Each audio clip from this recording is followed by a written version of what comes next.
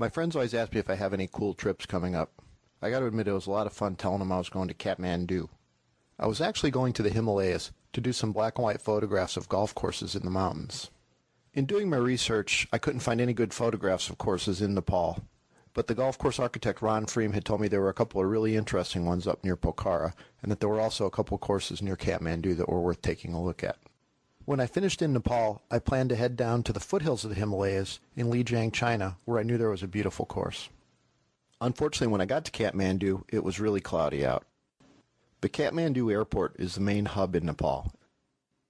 It was a fairly modern-looking airport with a great newsstand and a barista that could really crank out the lattes. I checked out the courses there, and while they had some interesting features, they were a little bit too far away from the mountains. So it was off to Pokhara. Unfortunately, the weather in Pokhara was just like it had been in Kathmandu. My bodyguard and guide on this trip was an old college friend, Pat Lim. He's lived in China for the past few years, and that would come in really handy later in the trip. Our first stop was the Yetis Golf Club at the Furore Resort. The golf course maintenance is a little different from what we're used to in the States. It's very labor-intensive, and the hazards can be a little extreme. After a few days of heavy haze, we were finally able to see the mountains, and I got the photographs that I needed. And then it was on to the second course. Unlike the Yetis, the Himalayan golf course sits down in the canyon instead of up on top of it. It's a long hike down and a real workout climbing back up again. Since it has a bridge across the river, a lot of the local villagers use it as a shortcut across the canyon. Every morning our limo would pick us up, and our driver would take us to the course before dawn. We'd hike out to our spot, set up, and wait for the sun to come up.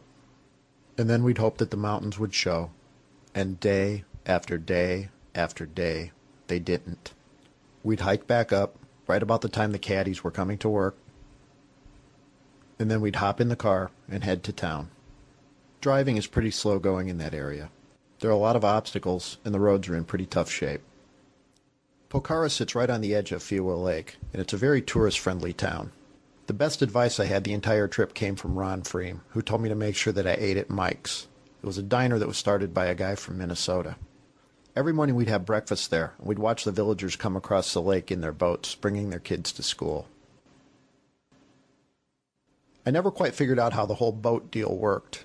They seemed to be community-owned, and people would just come up and grab one and go. Everyone seemed to be very interested in getting their kids a good education. Every day the kids would be sitting out in front of the shops doing their homework. And quite a few people told me they spent a large part of their income on tuition so that their kids could go to a good private school. Along with the boats, there were some other interesting forms of transportation. And some of it was very efficient.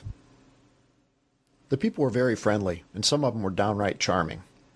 And we had a lot of fun just walking up and down the street meeting all the shopkeepers. Everyone seemed very entrepreneurial, and it seemed that everybody either owned a shop or dreamed of owning a shop. There were people everywhere doing embroidery, and it was amazing what they could do with a sewing machine. Even the people that didn't have shops had shops. This guy went from village to village, sharpening scissors and knives. Power outages weren't a problem for him. While we were there was a lot of turmoil in Tibet, and there was also a lot of turmoil down around the border, which was keeping fuel from getting across. We had power blackouts every day, and because of the fuel shortages, nobody could use their generators, so it made it really tough to call home or to use the internet. And I knew I'd been there too long when it was time to get a haircut. After a while, we got used to the local food, and the yak cheese was actually pretty good. The familiar Western snacks sometimes weren't that familiar when you opened them up. The fast food wasn't bad, and the Nepali people really had a great sense of humor. Everything seemed to revolve around water, and people were doing laundry everywhere you looked.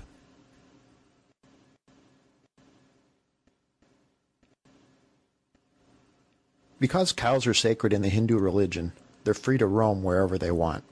It's just the craziest thing to see. These cows would walk the same route at the same time every single day. You could set your watch by it. They didn't bother anybody, and they ate a lot of the garbage, and nobody really seemed to pay attention to them. The amazing thing is, you never saw any of this. I suspect that's why the gardens looked so good. In the afternoon, we'd wander back to Mike's and take their advice about dessert. They had great apple pie, and we knew that if it had been a busy day, they would have hidden 2 pieces in the back for us.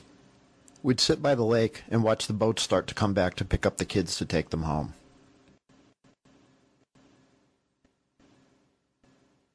And then we'd head back to the hotel, go to bed, get up in the morning, and do it all over again. I really felt like I was living in the movie Groundhog Day. Finally, after about 20 days, the sun came up, we could see the mountains, and we got the shots we needed. I was so happy to finally see the mountains and know that I was going to get out of there. I got the shot I wanted, and then it quickly started to haze up again. So I went down to the other end of the canyon and did a couple more shots. And then something unusual happened. A couple of golfers actually showed up. And they had the same problem with the cows that the people in town had. Our work in Nepal was done, and it was time to move on to China. We got up in the air, and it was absolutely spectacular. We went to the city of Lijiang, which is actually a very modern city with an ancient city right in the center of it. It's a very tourist-friendly town, and I got the impression that a lot of wealthy Chinese people vacation there. Everywhere you looked, it was the old against the new. There were restaurants everywhere, the food was good, but sometimes I wasn't quite sure what we were eating. I let the driver take us to his favorite restaurant one day. He told us the food was really fresh. Some of it was a little fresher than what I'd like. He also told me the garnishes were safe to eat.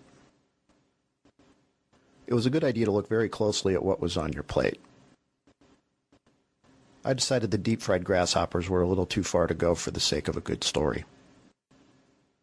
I eventually found a restaurant that had exactly what I was looking for. The next morning we got up and headed to the golf course.